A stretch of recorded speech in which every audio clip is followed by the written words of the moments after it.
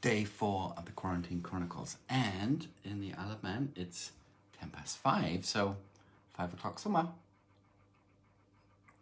Yeah, no, I have not resulted to drinking, but we opened a bottle of red wine to do some cooking in the slow cooker, so hey, why not? Hope you're doing well. We are still kind of locked in, and truthfully, the weather has been so atrocious. It's okay. I mean, the rain is just like crazy, but that's the Isle of Man for you. Just love it, It is a remote island in the middle of the Irish Sea, so I guess that's normal. And then the snow forecast for next week. Love me some snow. So it's been interesting. I have just been truthfully blown away with the amount of offers of help and good wishes and private messages that's been going on for us for the longest time. And I'm just so grateful for that. And it's like Debbie and Ellen, I mean, I'm really busy. I have more work to do than I know what to do with. And I get up pretty early, and I've been working for 9 hours already. And then I've still got some calls tonight for my BC time. And so my days are flying by, and of course it's harder for them. So I just thought, I have a friend, a school friend, from infant school, from when I was 4 years old. His name's Tom Long, and has a nursery. And I didn't know if they delivered it. So I called him up yesterday and asked if they did, and they do. So I specifically, Debbie loves white flowers with greenery, and Ellen loves Gerber daisies. And I said, do you have? And he went, yeah, we do. Of course, I didn't know. It's the Isle of Man, but they did. So his wife dropped it off. I left money outside. She dropped it off, took the money, and it was just fantastic. So we got flowers delivered for the girls, which was really, really cool. I'll close my laptop there. Oh, now it's too dark. Maybe I won't. So we did that, and it's just wow, known this guy for best part of 50 years, and it still works. But, in the world that we're in today, we don't know people like we used to know people. I mean, my niece actually lives in this village, and she messages us every day. Her name is Shelley, and goes to the store and brings, she brought us some newspapers today. I don't remember when I sat with a newspaper, certainly not a Manx newspaper, a long, long, long time. Love to sort of read the local news about what's coming out after lockdown, and very, very good.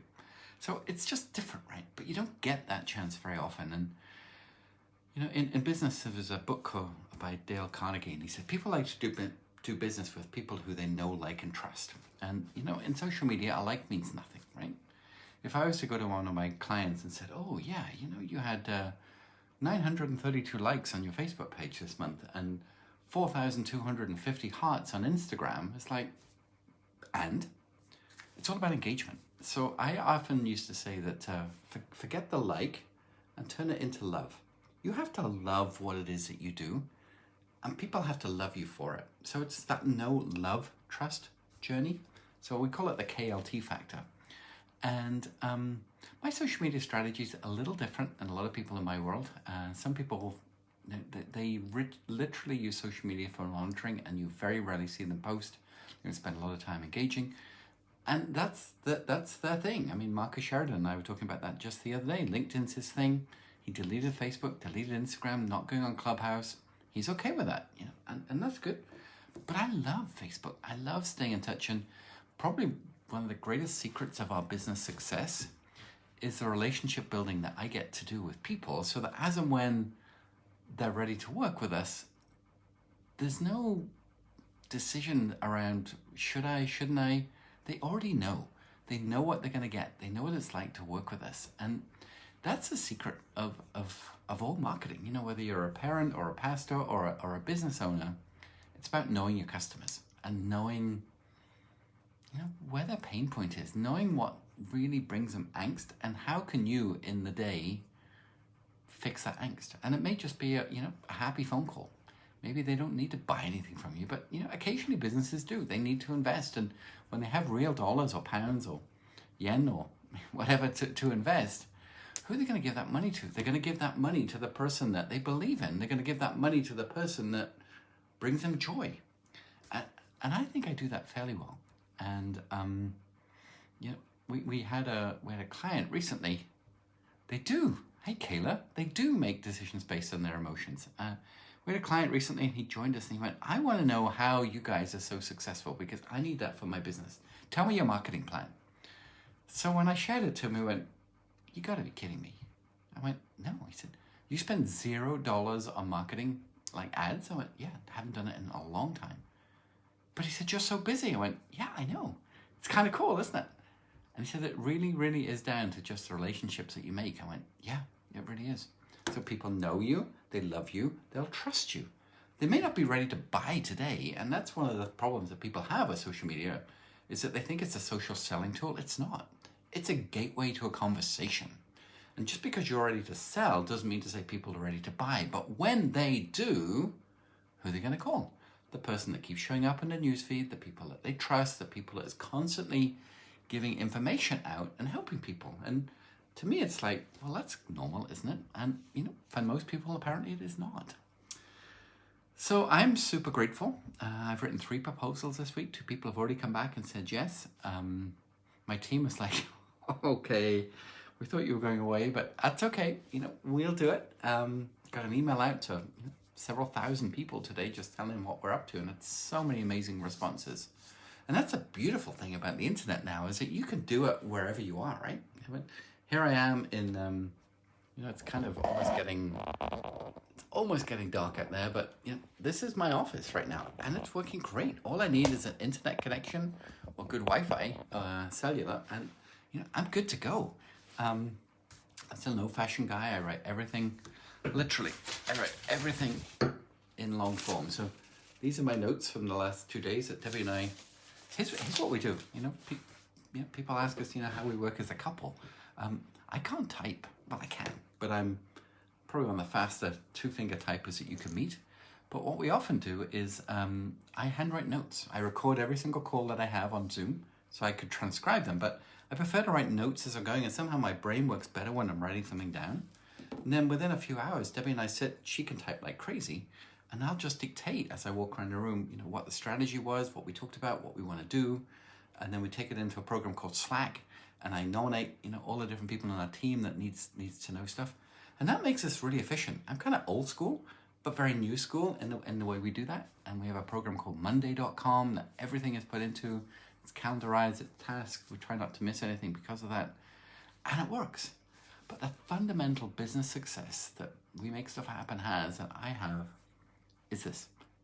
Just commenting with people, spending a lot of time with people. I spend a lot of time on social media just, empowering people, sort of admonishing them for who they are and what they do. And man, the referrals that we get just blow me away. So, if social media is something that you hate, get over it. It's the greatest relationship tool that we've got and have had in a long time, pre-technology, when you could actually meet people. And of course, in this last year with COVID, I haven't met anybody.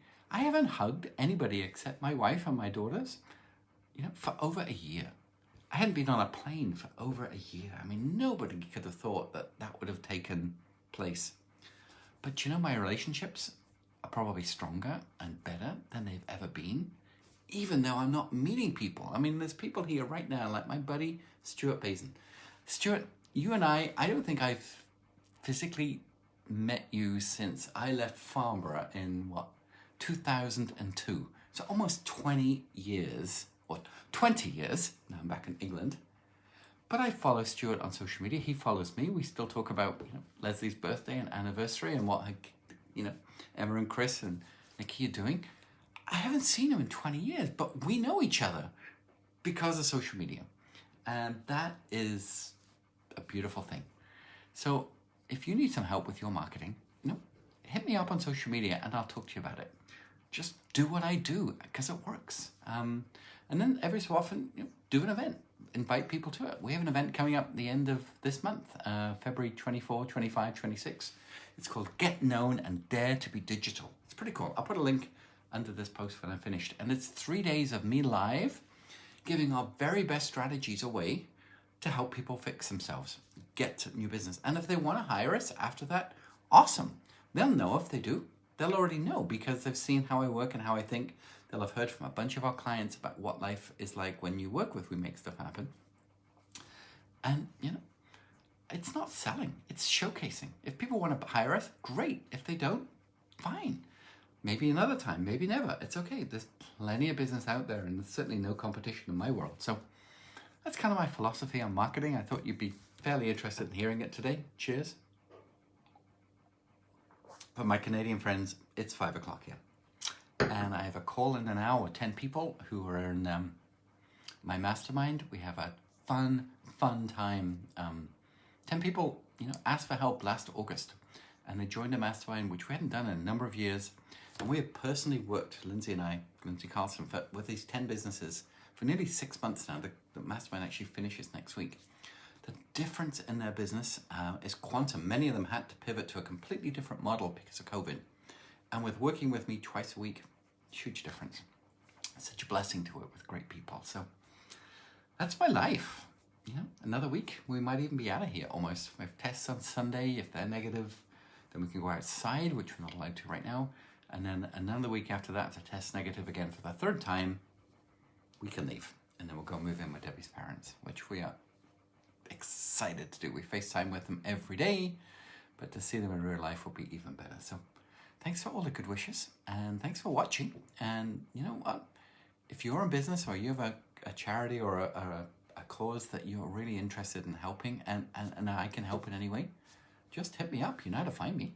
And we'll see what we can do. I love brainstorming with people. So it is 5:20 British time in British Columbia. It's 9:20 in the morning. Good morning. And we're pretty much, that'll do for today. I got a great story to tell you tomorrow on Friday. Fun Friday story. But for today, we'll leave it at that. Thanks for watching. And as I say, if you know anybody that needs some help, just get them to get in touch with me, because I'm here. And my laptop's just gone to screen safe. I got plenty of time to help. Okay, bye for now, folks. Take care.